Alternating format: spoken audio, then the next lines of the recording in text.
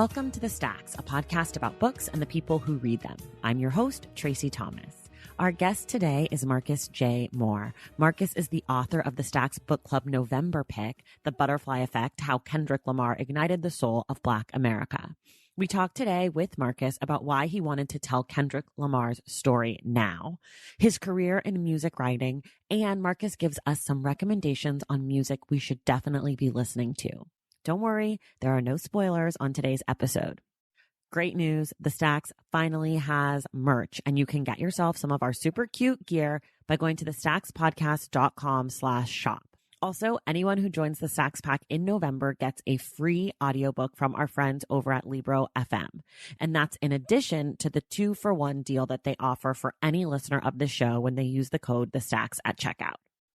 If you want to join the Stacks Pack, head to patreon.com/thestacks.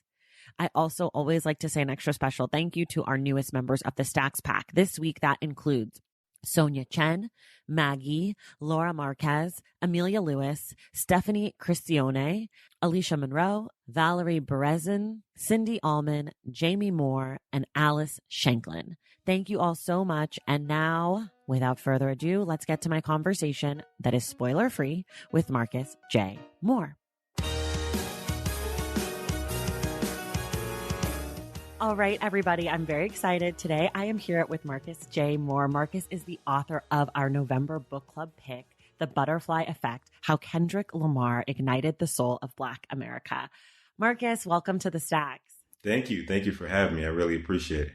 I'm so thrilled to have you. I'm thrilled to be discussing this book with you today. It's something that we have not done on the podcast. We've never done a music biography. I actually don't think we did the autobiography of Malcolm X, but I don't think we've done anyone else's biography. So this is exciting for the show. And we always start here in about 30 seconds or so. Can you just tell us about your book?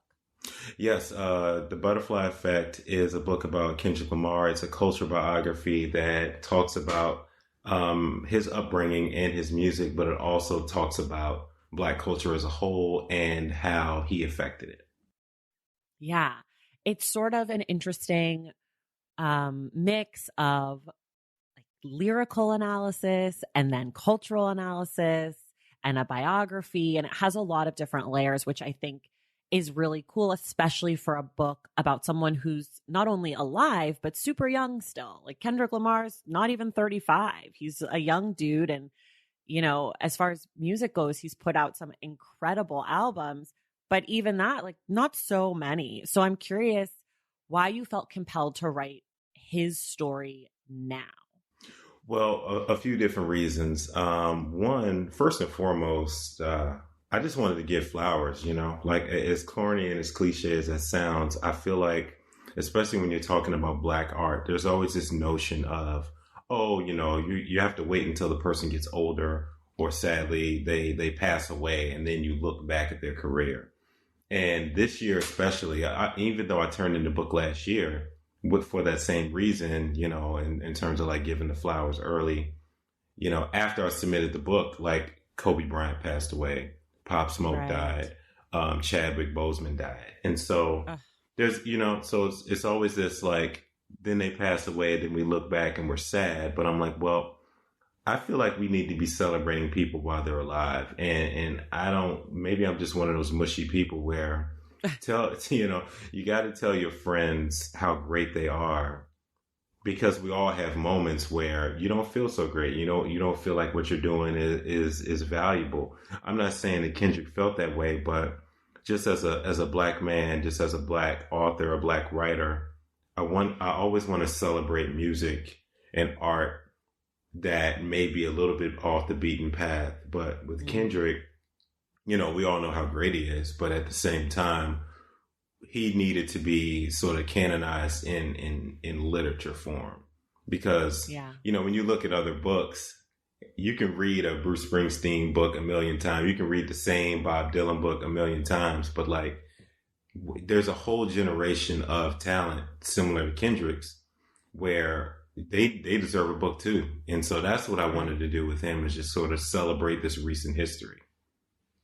Okay, so that reminds me of something. I'm going to kind of jump off. We'll come right back to this, but I don't know if you know that we're doing the book with Cole Kushna on the podcast. And I don't know if you're familiar with Cole's work, but he has a podcast called Dissect, and he's done 2 Kendrick Lamar albums. And when I asked him specifically about why he does hip hop albums, he said a very similar thing, which was, you know, you could hear someone dissect a Beatles album 1,000,000 times or Radiohead 1,000,000 times. And he's like, I love Radiohead. They're my favorite band, but I wanted to lend my background as a music person, as someone that, you know, is quote unquote taken seriously or whatever that means, to this incredible Black art that often we're not seeing dissected or talked about. And it did make me think about Kendrick Lamar, because there's a few Kendrick Lamar songs that I just love. Like, I think Humble is so good. It just makes, it's a bop. Like, it's just such a great song.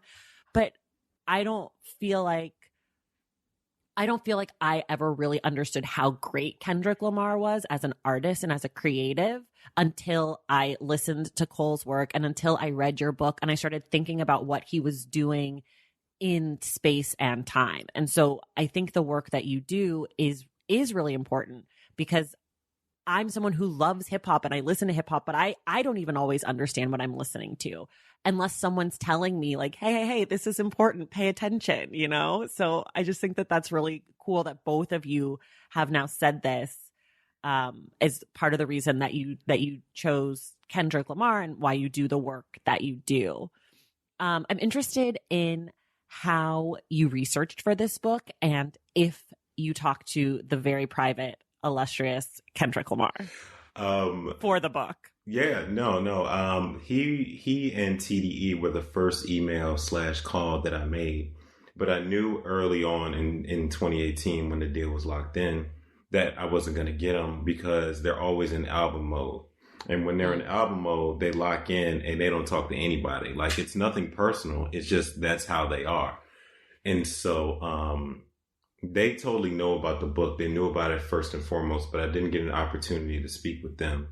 But they also did a really cool thing indirectly where, you know, I've heard horror stories of this, you know, this person wants to write a book about, you know, whatever artist, whoever that may be. And then they may go out there publicly and say, hey, you know, you're going to hear from this writer. Don't talk to him. They didn't do that.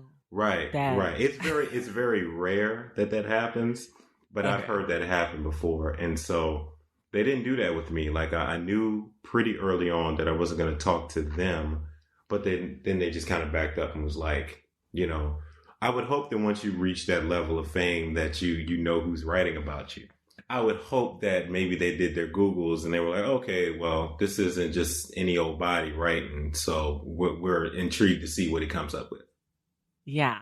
I was just going to say, for people who haven't read the book yet, can you just say who/what TDE is? Because they're going to be like, I don't know what that means. Yes, TDE. I'm sorry. Yeah. TDE, that's Top Dog Entertainment. That is the label that Kendrick is on.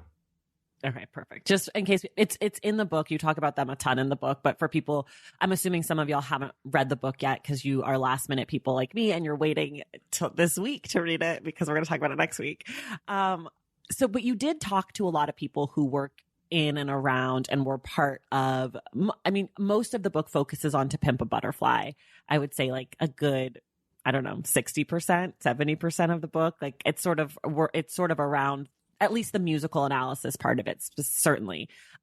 So you did get to talk to some people. Were there things that people told you about Kendrick Lamar that you were surprised to hear about him? Or were there things where you were like, wow, I didn't know he does that? Or that's so not what I had imagined of him, or anything like that?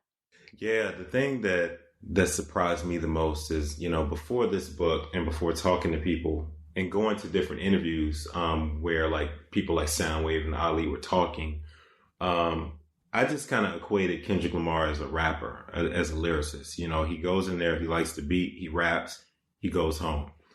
I didn't realize until researching this book that he's a producer. Like he's into every facet of the music. So he's not only writing his own music, he sat in on Kendrick Lamar, on Kamasi Washington, laying out the string parts.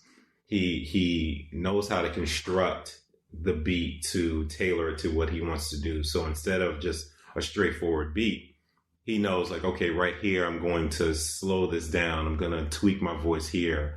I'm going to, you know, bring in a totally different beat. And then here's where Rhapsody is going to rap. You know, it's different things like that I didn't realize that he's essentially a jazz musician in a rapper's body. Like Robert Glasper told me that, and Terrace Martin told me that, where he's no different than somebody like a Herbie Hancock or a Pharoah Sanders, who, even though they play this one instrument, they're conducting this whole thing. And so, you know, whereas To Pimp a Butterfly is a straight up jazz album, the album after that, Damn, is its own form of jazz. It's like a spiritual jazz album because it has so many different moving parts. And so me as a jazz head, that's the thing that made me light up. Like, oh, wait, he's a jazz dude? And then when you go back and you listen to his music and listen to the way his albums are constructed, you totally see what they're talking about. So that was the most surprising thing, just from a musical standpoint. Right. And you're a music writer. That's your other job aside for being an author now, which is exciting. Congratulations. Thank you. And I've heard you talk a little bit about how you were introduced to music. And I think you write about it maybe in the acknowledgments of your book, just from family. And you kind of were like an MTV generation kind of kid, like sitting in front of the TV, just like watching music and listening to music. So I'm curious kind of when you were like, yo, this is something I can actually make a job, even if I'm not creating the music, like even if I'm not a rapper or a pianist or whatever. Like, how did you figure out like I can be a music person? I can tell you the specific day. It was 2008. It was 2008. At the time, I was a education reporter covering Montgomery County education and politics in the DC suburbs of Montgomery County, Maryland. At the time, I had been covering education for 4 years, and it was a cool enough job. I learned a lot. But I was sitting in a school board meeting one day, and I literally said under my breath, I can't do this anymore. I just, because it was some crazy, like, you know, they were fighting about something, and it was just like, why am I covering this? This is nonsense. Like, I need to stop. And so from there, you know, I thought that to be a music writer, I needed to come out and be at Pitchfork or be at Rolling Stone or be at these big pubs right away. But then I realized, like, well, you know, if I'm not going to get these opportunities because I don't have any clips, let me just start my own thing. And so I set into motion my own website called DMV Spectrum, District Maryland, Virginia Spectrum. And I just literally married my two loves. I knew how to write a little bit. I knew I loved music. And so I just started doing it. I just, you know, I was driving around DC. I was driving around Maryland, all parts of Virginia, just covering all the local music I could. And so that also set into motion this idea that, you know, everybody's going to be covering the Kanyes and the Drakes and all these big names. I'm not going to get those assignments right now. So let me cover stuff that people ought to know about. Let me cover go-go. Let me cover the open mic scene in DC and somehow find a way to blow those artists up a little bit more, and in turn blowing myself up a little bit more as a guy who's always going to cover music that's, you know, off the beaten path. So that's how I got into it. And then I just stuck with it. And from there it became a snowball. It was me reaching out to people. So, you know, I did DMV Spectrum. That caught the attention of the Washington City paper. And then I started emailing like BBC Music, MTV, OK Player, all these different places. And thankfully, they saw enough in my work to bring me on. And then I just kept going. I just kept that hustle going. I love that. The stories like that give people like me hope for my own future. Yeah. Just like figure it out as you go. If there's not space for you, create the space. Mm-hmm. God, I love that. That makes me so happy. I could use a little joy this week. For those of you at home, just so you know, we're recording this the Friday before the election. So you're listening to this after the election, but my headspace currently is 3 weeks ago for those of you listening at home. I just feel like we have to say it because it's such a weird time. And not that we talk about current events so much on this show, but sometimes we do. And then people are like, what? That's like such old news. Okay. I want you to kind of do a soft pitch of your book to people who are listening to this podcast who maybe don't know a lot about Kendrick Lamar and are kind of like, why would I read this book, Tracy and Marcus? Like, I read literary fiction or whatever. I want you to kind of just explain to people why this book, I'm going to follow up with why I think, but I'd love to hear what you think about this book kind of in the greater space of books at the moment. Yeah, I feel like when people think about Kendrick Lamar, they think about just him as a lyricist and as a rapper. And sadly, there's a segment of this country that still doesn't view hip hop as music. They still don't view it as viable art.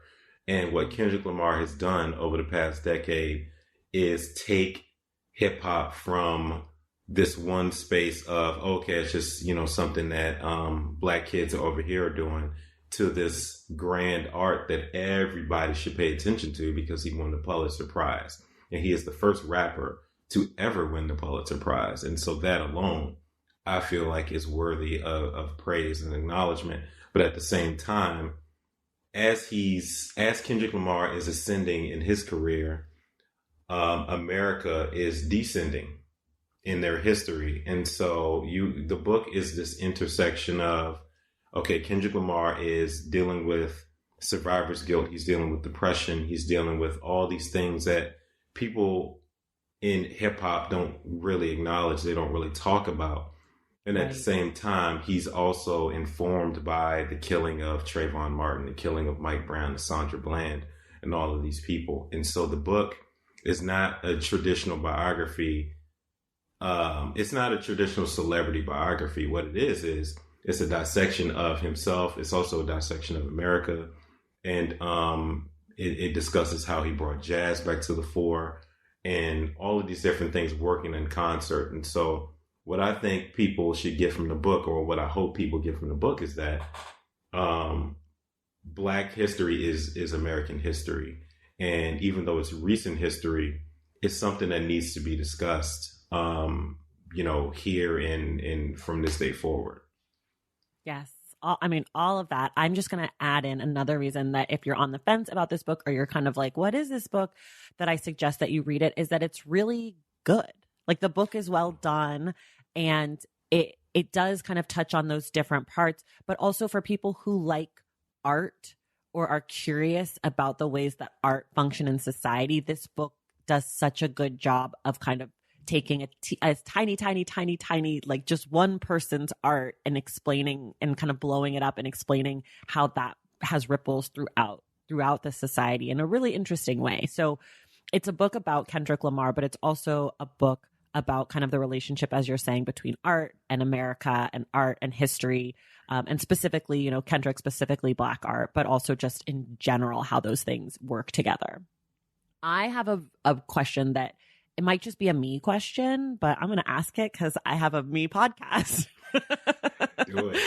I need to know why you didn't spend more time on Damn, because that is the album arguably that made Kendrick, high art, right? Because he won the Pulitzer for Damn. So I'm curious, because Damn doesn't even come up until like the second to last chapter, I don't think, or the last chapter. And then same with the Black Panther soundtrack, which is different.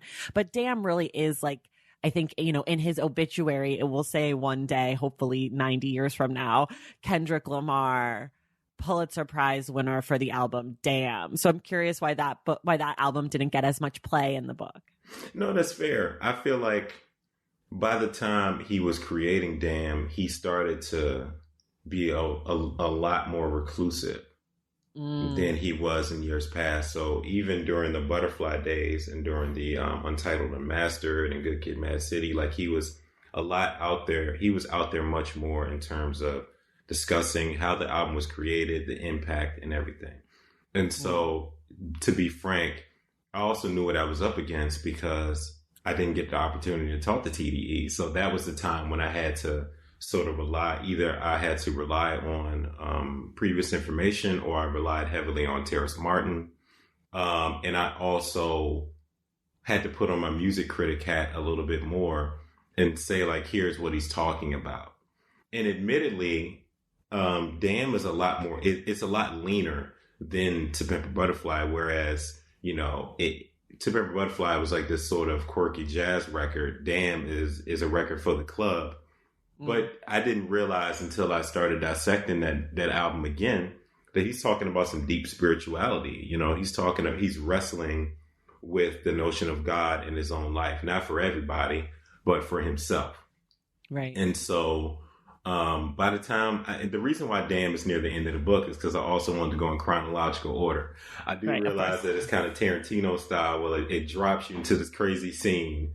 That being the Macklemore debacle at the Grammys, and then it backs up, right? And then it backs up, and then it walks you up to the Damn part. And so, when I listen to Damn these days, and even when I listened to it in 2017, it definitely felt like a sort of this victory lap in terms of, okay, I am Kendrick Lamar in all caps now.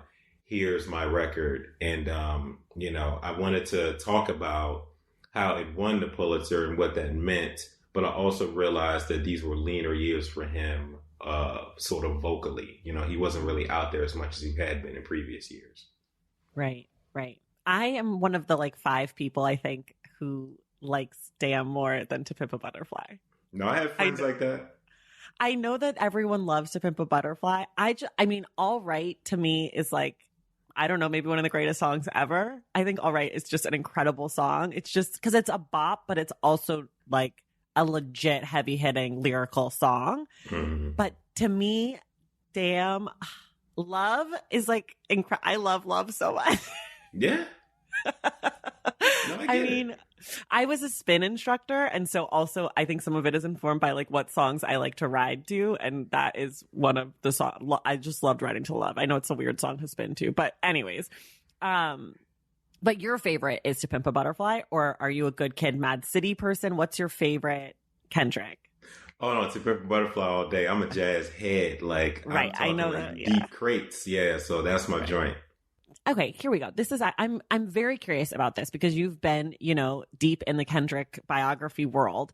What do you, if you had to pick one of Kendrick Lamar's most important contributions to the culture, what would you pick? I would pick his honesty. Because, I grew up on hip hop, and I grew up in an era of hip hop where, it was in the 80s. When you had people like you had groups like Boogie Down Productions, you had Public Enemy, and then when you had MC Lyte, you had Queen Latifah, all these people where they had no problem being honest in their work. They had no problem talking about what was going on, especially in the case of Boogie Down Productions. They had an album, KRS-One had an album called Edutainment, and it was literally just him teaching the whole time. Public Enemy, Fight the Power, so I grew up on stuff like that. But I feel like when Kendrick came of age, hip hop had stopped doing that. We were very celebratory. Right. Maybe it was because of the Obama years, but everybody was in the club. Everybody was popping a bottle. And that's cool. I'm not the old fogey dude where it's oh no, this is back in my day. No, I'm never going to be one of those people. But I do feel like it was pretty celebratory. The beats were a lot glossier. Right. But the thing about Kendrick that I've always appreciated, that I think is his biggest contribution, is that, again, like we were talking about earlier, he's talking about the trappings of fame. He's talking about, okay, I'm rich now. How do I pay taxes? I'm on tour, but I want to be in Compton. I contemplated suicide. All of these different things that right. rappers will not talk about, because once you get to that level of success, there's this notion that you have a brand now and you have a brand to protect. And he doesn't do that. And he still doesn't do that. Like we were saying earlier, even with Damn, he's talking about God. He's talking about spirituality. He's talking about, the last song is about how his dad and Top had this chance encounter at a KFC that Top was about to rob. It's crazy stuff like that I feel like has gotten back to the foundation of hip hop that a lot of rappers have gotten away from. He's reminding us that hip hop is definitely about stories. It's about narratives, because he doesn't want to make music that is just popular right now. He wants to make music that will last 10 years, 20 years, and we'll have books written about it. So I think that's what he brings to the culture more than anything else. Yeah, I love that. You know what? Do you know who I'm always reminded of? Are you a sports person? Oh, yeah. Doesn't he sort of, like, his weird reclusiveness, isn't it sort of like Kawhi Leonard? All day. Like, is that just because they're both from, like, LA? What is that about? Why are they both weird like that? That is a good question. That is a really good question. Yeah, maybe it's an LA thing. I never thought about it like that. Yeah. I just always, they're both, like, inextricably linked in my mind. And it just is now dawning on me that it's because they're both sort of, like, weird, recluse, artisty people, even though, you know, Kawhi's not, I guess, an artist, but whatever. That same kind of vibe, like, two friends, weird. That's true. But, like, great. That. Weird and great. Okay. We have to talk about the cover of the book because it is so gorgeous. And I know most authors are like, I didn't have anything to do with it, but do you have anything to do with this cover? How did it come to be? Talk to me about it. Yeah. We, I had something to do with that because I wanted it to feel like its own piece of art. Mm-hmm. Because, you know, anytime we're talking about Kendrick Lamar, obviously we talk about the art and we talk about how gorgeous the art is, you know, the music itself, the beats.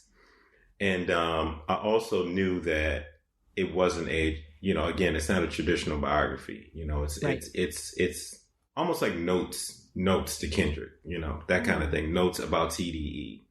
And so I wanted it to look like handwriting. You know, I wanted it to look, that's not my handwriting, but I wanted it to look like that.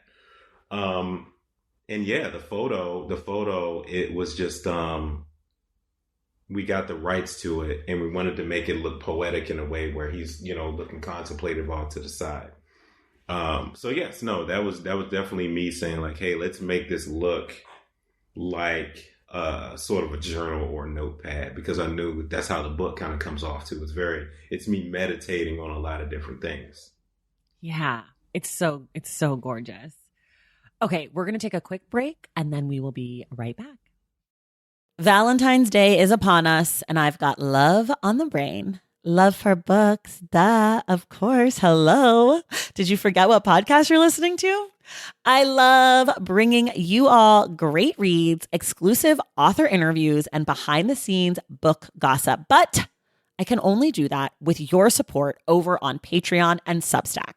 Our Stacks Patreon community, also known as the Stacks Pack, is where you can go for book club meetups, a private, very active Discord, and a year-long mega reading challenge to help you achieve all your reading goals. Plus, you also get that monthly bonus episode.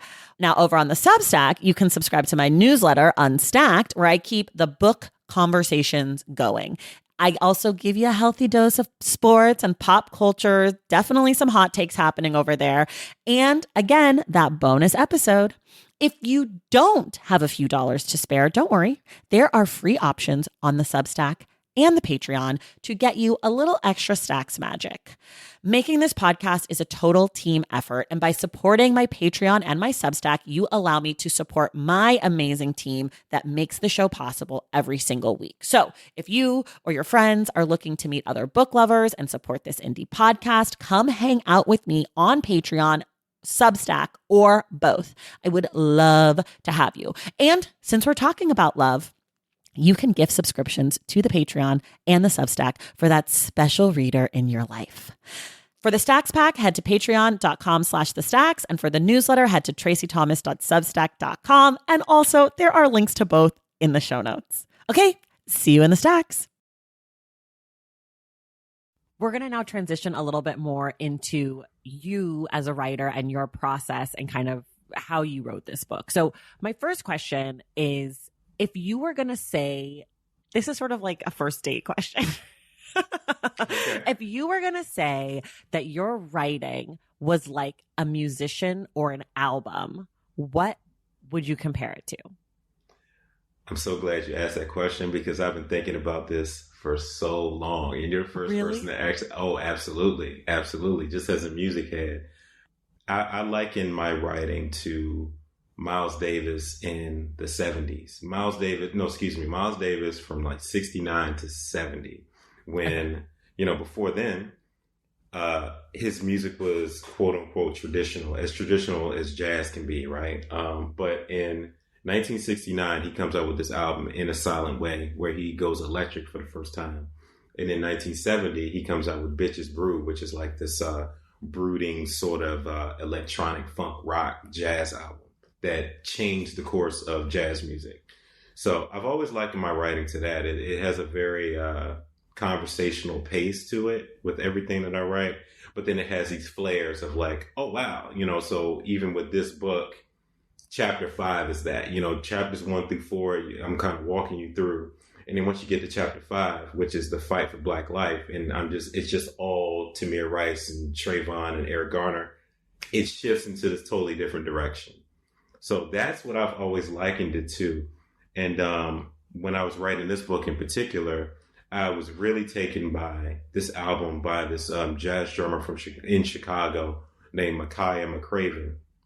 And he came out with an album called Universal Beings that has the same sort of leisurely pace, but there's a lot going on beneath just his subtle drum taps. And so that's what I would liken it to. I would liken this, I would liken the book to like a weird mix of Universal Beings and Jean Gray and Quelle Chris's Everything's Fine album. I don't know any of those albums, but I'm going to go listen. I do feel like you're very self-aware because I would totally describe your book in those same terms that you use. And I feel like I talk to a lot of authors and sometimes they say things and I'm like, are we talking about the same book? Yeah. So I feel like you really nailed that. I'm really impressed with that. Most people are not as self-aware with what they create, myself included. So that was awesome. Wow. Okay. This is another kind of music question. I always ask people this, but I'm the most curious based on you because of what you do. But what sort of stuff were you listening to while you were writing this book? Obviously, aside from any Kendrick Lamar music. Oh, sure. I was, I was listening to Makaya McCraven's Universal Beings album, which I love and I still love. I was listening to Everything's Fine, which is a hip hop album by Jean Gray and Quelle Chris. I thought that was the best album in 2018. And I was also listening to a couple different albums. I was listening to Stevie Wonder's Songs in the Key of Life. And I was listening to this other jazz album called Wisdom of Elders by Shabaka and the Ancestors. And the reason why I was listening to those records is because along with the subtlety and the nuance that they provide, which is what I always try to root my writing in nuance, something that it's not going to beat you over the head, but for whatever reason, you find yourself coming back to it like an old Raphael Sadiq song, So I was listening to those records, but I also realized that this book wouldn't be anything without the people that are in it, who are in it. And much like Stevie's Songs in the Key of Life, where it's his name on the cover, when you look at the liner notes, you're like, oh, wow, Herbie Hancock is on this. Oh, man, Dizzy Gillespie played on this song, and George Benson, and all these names are like in it. Same thing with Everything's Fine, the Jean and Quelle record, where yes, it's those two on the front, but you have Anna Wise that's all in there. You have Hannibal Buress, and they all come together in this creative community to create this one thing. And so I'm thankful with this. It relates to this book because I knew I wasn't going to talk to Kendrick. I wasn't going to talk to TDE. But Robert Glasper gave me time, and Terrace Martin, and all these different people, and Reggie Inge, and Matt Jeezy. And so, yes, it's my name on the cover of the book, but it's essentially the literary form of Songs in the Key of Life, Everything's Fine, Universal Beings, where all of these people came together to help make the book, and I'm thankful for them. And so it kept me going back to those records. I love that. Okay, the other part of that question, which I separated, which I don't normally do, is what sort of stuff were you reading and or watching while you were writing this book? Yes, I was, admittedly, I didn't do a ton of reading, and here's why. I have a very good reason. My friends are too good. Like, I didn't want to be psyched out. Like, I I had the Tribe Called Quest, the Hanif joint.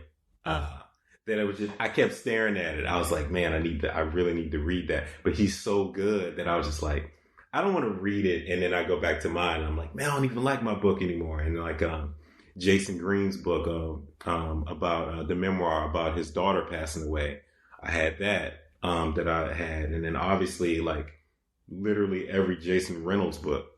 I was like, I can't read his book. Like, it's just going to make me mad because I can't write as good as him. And so, I know that sounds like I'm cheating, like, oh, he didn't even read. No, lots of people say that. Lots of people say that they don't read while they're writing, or if they do read, they only read things that they've already read before. So like a lot of people say like they'll reread Sula by Toni Morrison, or people will say like, I didn't read anything while I was writing because I didn't want anything to like get in the way, or maybe I read essays, or so you're not alone in that. It's common that people don't read. Yeah. And so I just wanted to say that like I had a big old stack that I'm getting through now, but I didn't want to be psyched out. And as far as stuff that I was watching, again, I didn't want to take in too much stimuli because inadvertently by taking in all this different stimuli, their voice becomes yours. And I never want to disrespect anybody that I know or anybody that I revere by inadvertently taking their thoughts and making them my own in the book. And so I hope I did a pretty good job of just getting away and writing my own thing and catching up on that stuff after I turned in the book in September 2019. Right. Okay. And so when you're writing, how do you like to write? How many hours a day? How often you said you have music on, so you have music on while you're writing. Are you at home? Are you in a cafe if it's not a pandemic? Most importantly, do you have snacks or beverages, rituals, like kind of set the scene for your writing? Absolutely. I try to set office hours for myself. And so when I first started writing the book, I was still in Brooklyn, New York. And I made it a point every day I live over here by Pratt Institute. And so I would make it a point to be at the library every day by 9 a.m. with my coffee, with my little, a bagel sandwich. Obviously, I wouldn't eat that every day because that can go left really quickly. So I would be there by 9 o'clock and I would dedicate the first 2 hours of my day to just writing as much as I could and writing slowly and not rushing out the words. And so I had a goal every day of writing 1,000 words a day. And I wasn't going to go above that. I wasn't going to go below that.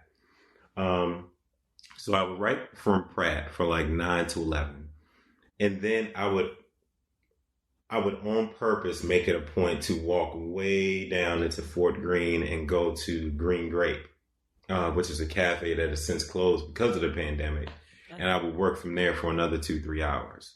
And like every writer, it seems, I had my little coffee in every place. I get a small, and I would just, dedicate just time to a chapter a day. So it was important for me to not write 12 hours and 13 hours because I'm a happily married person. And so I wanted to make sure I remain human, so I would write from 9 a.m. to about 5, maybe 6 if I was pushing it. If I was getting closer to the deadline, I would go till 6 o'clock. And so I would do that every day. So then by the time my writing was over, I could come in here, cook dinner, or I could, still just be a human being, watch the game, watch Kawhi Leonard, I can watch the finals and stuff like that. But the second part of the answer, and then I'll wrap it up. In between time, after I got the deal and I was writing the book, my wife and I also got a place in Nairobi, Kenya, in East Africa. And so about 60% of the book was written from there, from a co-working space called Ikigai. And it was the same deal where I would make sure I was out of the apartment by like 8 or 9. I would write until about 5. Then I would go back to the apartment. And because it was 7 and 8 hours ahead of New York, I felt like I could still get all my writing in before my email starts lighting up in the evening. So that was my process. And why did you guys get a place in Nairobi? What was that about? Yeah, that was my wife's doing. I still remember it. It was September 2018. I was in here working. I think I was working on like chapter one of the book, and she had gone to Nairobi for work. She had a few conferences that she was conducting, and she comes back in here, and her eye, I've never seen her eyes that wide before. She was just like, what do you think about moving to Nairobi, Kenya? It is the next wave. It is amazing. It's great. And no lie, it was like a 5-minute conversation because at the time I knew I was going to have to leave Bandcamp. At the time I was there full time as a senior editor. And there was no way I could do all of, I couldn't fulfill my responsibilities at Bandcamp and write this book, because it was mad important. So I knew I was leaving, so I was like, well, as long as Nairobi has Wi-Fi, I'm good. And so it was her, and she was launching a business. She launched a business called Live Africa. And she was like, well, I can't launch a business called Live Africa if I don't live in Africa. Right. And her folks are West African. She's originally her parents are from Sierra Leone. My wife, Mabinti's from D.C., and so we just lived we just decided to go to the continent. And that's why, if you noticed in the book, there are a few different places where I talk from a personal standpoint about what it's like to land and to be in the continent and to sort of talk to the local people there. And it's solely from living in Nairobi, Kenya. People don't talk about Nairobi as a destination, but it's amazing. Wow. And you're back in the States now. Is that because of the pandemic? No, well, indirectly. This is like sort of becoming a personal interview. Sorry, I'm just really curious. No, you can ask any questions you want. Ask any questions you want. No, we're back because one, it was book promotion time. Secondly, because of the pandemic, we hadn't seen our family since like March. And so, when you have parents who are a little bit older, that time, the time that you spend with them is more important. And so we came back, and we're going to be here through the holidays. So it's a couple of different reasons why we're back in Brooklyn. Plus, we just love Brooklyn. So right. So you are kind of live in two places basically. You're not bi-coastal, you're bi-continental. Yeah, which is challenging, but it's a blessing too. But yep, that's our deal right now. That's so cool. I love that. Okay, I'm going to get back to talking about your book, though I probably could spend a whole another hour to asking you about Nairobi, but we'll pretend like we're on track today. What other musical artists would you want to write a book about? Ooh, well, book number 2 is about De La Soul. Ooh. Yeah, that's book number 2. I'm right. It's called High and Rising after their debut album, 3 Feet High and Rising. And it's coming out on HMH Books, okay. 2022. But honestly, a little inside baseball. Initially, I wanted book number 2 to be about Pharoah Sanders, this jazz legend. Okay. Jazz legend. He, just a super quick story. He was at the forefront of spiritual jazz and free jazz in the late 60s and early 70s. Indirectly, because there was this holy trinity of saxophonists. There was him, Albert Ayler, and John Coltrane. Both John and Albert pass away much too soon, and that all of a sudden Pharoah's at the forefront. And as he's trying to get his music off the ground, here in this other cafe in Greenwich Village is this young kid named Bob Dylan who's trying to get his music off the ground too. And so that's the story that I wanted to tell. And hopefully it can be book number 3. If any publisher is listening, that would be great. But no, I would love to also write about Stevie Wonder. I would love to write a book about Alice Coltrane, about Minnie Riperton, and Yasin Bey, formerly known as Mos Def. I would love to write those books. Oh my gosh. Okay. I feel like I should ask you this. This was not on my list, but again, another personal question from me. Sure. I am not a jazz listener, but that's not because it's because I don't know anything about jazz. So it's not like I have anything against jazz music. I just am, a Luddite or whatever. And I like hip hop. I like pop music. So I want you to maybe recommend to me and other people like me a great album or two to start kind of dipping my feet into jazz. Nothing too difficult to listen to? Something that you're like, this would be great for someone like you? I know you don't know all my music tastes. I love Beyonce. Yeah. I love Rihanna. They're great. I mean, they're amazing. I love them too. They're amazing. So I get it. But as far as like what's a good jazz album that's, I would say, Herbie Hancock's, Mwandishi album. It's Swahili for Creator. Okay. It came out in, I want to say 1971. It's very meditative and it's very, I don't know, it's very pondering in a way. At the time, it didn't sell well because jazz had been transitioning to this like, brighter strain of like funk. And it's a little spacey, but it's not so spacey where you can't get what's going on. It's one of those records where you're into books, like play it in the background while you're reading and it doesn't get in the way of what you're trying to absorb. Other than that, something more recent, I would definitely say Nubia Garcia's Source album. Because it's technically jazz, but it gets into some reggae, some dub. It gets into some pop music. So those are the two I'd say start with. Okay, good. I'm going to like DM you and be like, okay, I listened and this is what I think. I need more like this or more like that. I feel like I should listen to jazz. I feel like it's people who listen to it love it and it's important music to the culture, but I just don't know anything. I wasn't raised on it, and I feel like music is one of those things, mostly whatever you're raised on. And then eventually if you decide to get a life partner or get married or something, whatever they were raised on, like I never listened to Paul Simon in my whole life. And now I'm like kind of a Paul Simon fan because my husband is like really into him. But like, I feel like aside from whatever your parents introduce you to, it's sort of like you listen to whatever your parents introduce you to, whatever you kind of think is great when you're in middle school, and then like whatever your partner later in life or whatever introduces you to. But it's hard to get into something that is not introduced to you by someone who knows. So I feel like since you're someone who knows about jazz, I'm going to let you introduce me to something. No pressure. Okay, this is a really important question. What is a word that you can never spell correctly on the first try? Oh man, inconvenience. Ooh. Inconvenience kills me every time I type it. And I always get the red squiggly line underneath it every time. It never fails. I cannot spell that word either, which should surprise exactly 0 people. Okay, this is sort of similar to my jazz question. What's some new and exciting music that you're really loving that you think people should be checking out because maybe in a few years they might be winning the Pulitzer Prize too, or they might be the book that you write, your 7th book or something?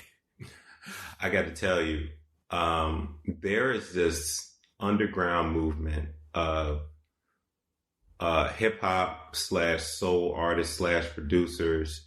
They are all moving in the same circle and they're all creating great records. Off the top of my head, Pink Sifu, this guy named Mike in all capital letters, Mike. You have Fly Anakin. You have Nelson Bandana. You have Kaya. You have Liv. They all run in the same circles and they all create this very meditative strain of rap and soul that's rooted in Black plight, and it's rooted in very isolated themes like depression and just trying to figure out where the next meal is coming from, stuff like that. But they somehow find a way to spin it forward into something positive and something forward looking. And I would also add to that, like Akai Solo is another one, and Mabi, like, and they're all sort of in the school of Earl Sweatshirt, where Earl was doing that before everybody, and before him it was Jeremiah J that was doing all of the, they were creating the same kind of music, but they've somehow made it a movement. Couple that with the fact that you have this really brilliant director / writer named Terrence Nance, who was the creator of Random Acts of Flyness on HBO. And it's all, they all sort of move in the similar pack of, unapologetic Black art that I feel like more people need to know about. And I feel like it's the next wave. So that's what I'm really into right now. It's that whole collective. It's Standing on the Corner is another one. And Sloss and Malone, like all of these people, like the records are similar, but they all tell a very, very robust story that I feel like more folks need to be into. Ooh, I'm so excited. I'm about to go nuts on my Spotify. Okay. For people who love The Butterfly Effect, they've read it, they think it's great. What other books might you recommend to them? Not necessarily about Kendrick Lamar, but kind of in the same vein, or maybe things that are in conversation with your work. Mm-hmm. I would say people ought to check out Empire State of Mind, which is a like-minded cultural biography of Jay-Z that came out years ago.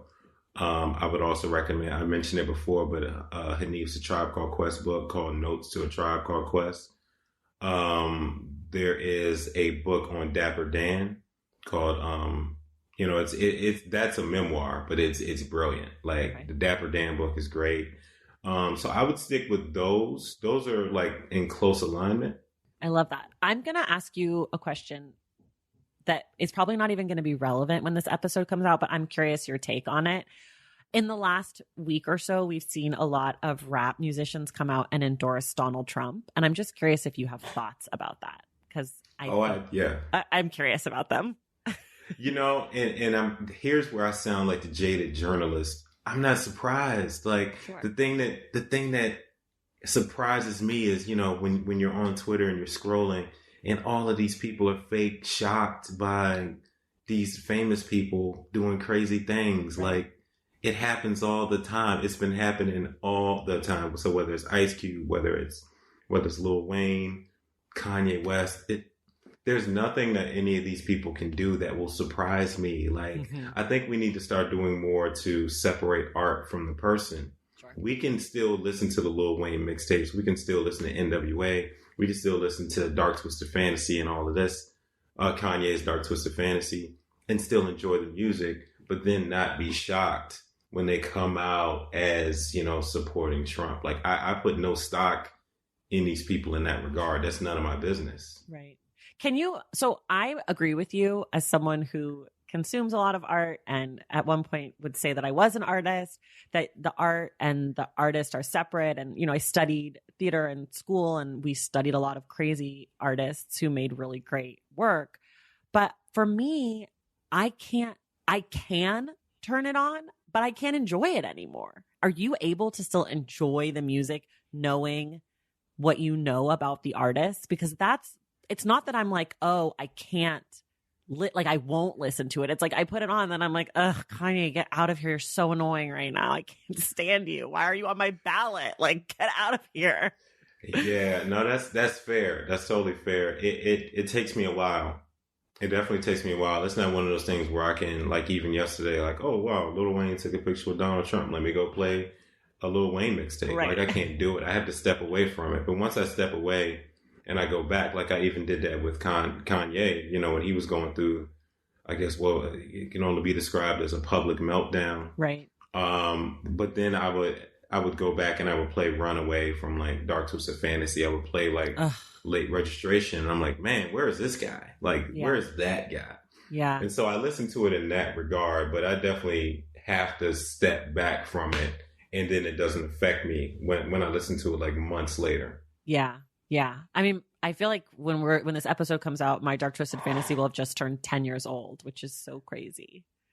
Because it's November 2010.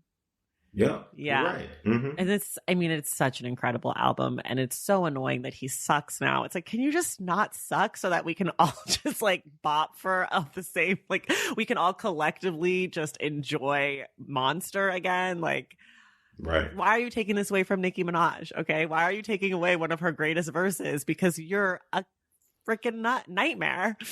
But anyways, that's just me being mad at Kanye. Okay. I have two more questions for you. One is, who is the coolest person who's expressed interest or excitement in your book / have you heard from Kendrick or TD since the book came out? Oh, okay. First question. The coolest person that's expressed interest since it's come out? Yeah, like the coolest person that who's read it, or like you saw someone tweeted like, yo, this book is great. Like, is there anybody that excites you in that way? Yeah, well, I would say it's sort of a two-headed monster. Terrace Martin and Robert Glasper. I did a talk with them not too long ago, and I was nervous. Like when the book came out, I was incredibly nervous because even though I know it's super positive, I know that it's the first book on Kendrick ever. And so that naturally comes with a bit of skepticism. Yeah. And now that people are getting their hands on it and they're reading it, they're like, oh, okay, yeah, all right, cool. Marcus is cool again, that kind of thing. So no, like Terrace and Robert are super enthusiastic about it, and they've been like really supportive. And Kendrick and TDE definitely have the book. I have not heard from them yet, but I also realize that again, they're in album mode. They stay in album mode. And so quite frankly, I'm preparing to like not hear anything ever, because that's just how they operate. So I'd be shocked if I heard something, in a positive way. So, I just have to move forward with the next projects. And if they're down with it and they want to shout it out, or if they want to hit me up privately, amazing. But I also realize it's not a requirement because they really have no reason to. Right. Okay. Last question. If you could have one person, dead or alive, read The Butterfly Effect, who would you want it to be? I would want it to be my grandmother, because she was a hero of mine and she passed away in 1997. And I'm pretty sure, her spirit is still here. I know it is. But I wish she was around to actually see all of the love, because she was a big musical influence on me as well. Whether it was her gospel music, whether it was her loving Elton John, she loved all kinds of music, and it showed me as a young Black kid that good music is good music. It doesn't matter where it comes from. And so if there was a way for her to read it, that I would love to like hear her thoughts on it. That's so nice. I love that. I also think that older Black folks love Elton John. They are here for Elton. My dad loved Elton John. My dad was like big Elton John, big, and he was an older Black man. So I feel like anecdotally hearing your grandmother and my dad, I'm like, oh, all older Black people love Elton John. They love it. 80s Elton, please. So, please. Bops on top of bobs. All day. I play it. I play it all day, every day. Yeah, I love Elton John. I have 10-month-old twins, and my husband and I are doing a project where every Sunday we introduce them to a new iconic album, according to us. We've already done Yellow Brick Road. It was very important.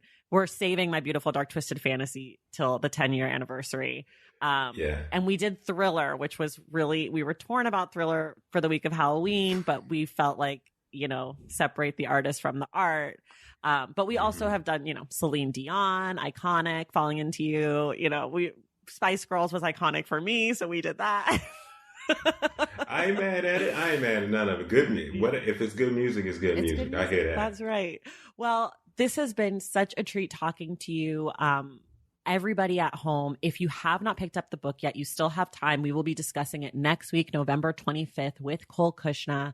The book is The Butterfly Effect: How Kendrick Lamar Ignited the Soul of Black America. I also encourage you, if you have read the book but you want a little bit more, definitely check out Dissect. Check out Cole's seasons of both To Pimp a Butterfly and Damn. They're super interesting. They give a different but very complimentary insight into the work. Much more musical because it's a podcast, but it really, listening to those episodes and reading the book kind of concurrently really informed my understanding of the work. So I encourage you all to do both of those things. Marcus, thank you so much for joining me today. No, thank you. It's been great. I really appreciate it. This is such a treat. And everyone at home, we will see you in the stacks.